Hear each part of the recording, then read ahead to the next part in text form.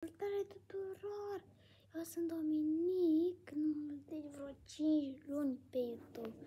N-am mai postat de mult ce drept, știu, pentru că m-a ocupat școala și m-a ocupat foarte mult de fotbal. Dar asta e nimic, am început să repostez. Hai să vă arăt ceva înainte. Mi-a cumpărat șochii în mama. Școlia asta care poți spargi capul, chiar nu mai contează. Mi-am vopsit-o singur. Ai nicio culoare la început, sincer să fiu cu voi. Și mai are și o semnătură pe care, așa că o vedeți. Cred că se vede destul de bine la camera. Și mai are și o chentă m-a vopsit-o. Colorată cu markerul. Nu știu ce mai bun la chentă, dar ce să zic. Prea știu multe scheme și fața destul de lungă. Mi se pare tare jucăria asta, e un pic periculoasă pentru niște copii mici care pot să-și spargă capul cu ea, deci aveți grijă când folosiți asemenea jucărie. Să mai postez în ultima perioadă, nu știu ce să zic, să postez mai mult. Da, să puteți să postez. Sunt pe mult? Nu, se prea că sunt pe mult. În fine, cam acesta a fost și vlogul nostru de astăzi. Știu că e scurt, dar n-am ce să fac. Mi-e lin să postez, totuși.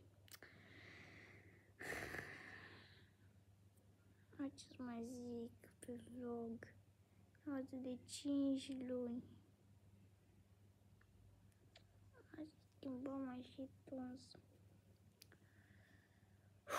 Nu ce mai zic pe vlogul ăsta, sincer. Dar n-are nimic. Și 2 minute pe vlog.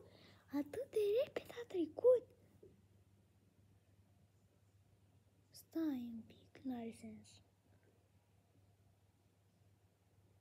În fine, nu o să întreb. Mai mult de atât. Nu știu ce să mai fac, nu știu ce să mai zic pe vlogul ăsta. Chiar nu știu ce să mai zic.